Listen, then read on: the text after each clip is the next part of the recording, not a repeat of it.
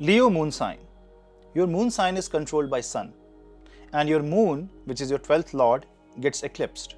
This happens in the 4th and 10th axis. Because Sun is in Scorpio with Ketu in the 4th house from Moon, Rahu and Moon are in the 10th house from Moon. This is what is going to create a work-life imbalance in your case. You will see that the forces in your office and the forces at your home will rip your mind in two places. You will be like in two places at one time. You will have to be very careful with what you are choosing at that particular instant when the question of choosing comes in your life. The best way to handle the situation? The best way to handle is by doing your duty. At that moment, forget what you think is right. Do what is actually right.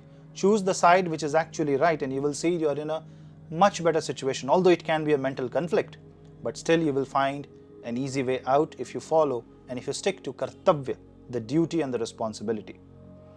The good thing is that this can trigger a change of career. Maybe some incident in your office can push you, make you so much uncomfortable that you will think of quitting the job, maybe quitting the partnership within a business, or maybe completely closing the line of business you are doing and going to something else.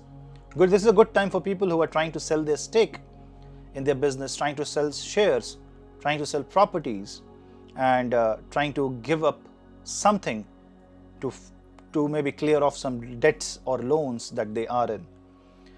For Leo zodiac sign, this will be a challenge of ego. So somebody can challenge your ego because this is an inflamed response from the public, which is Kritika Nakshatra in the 10th house.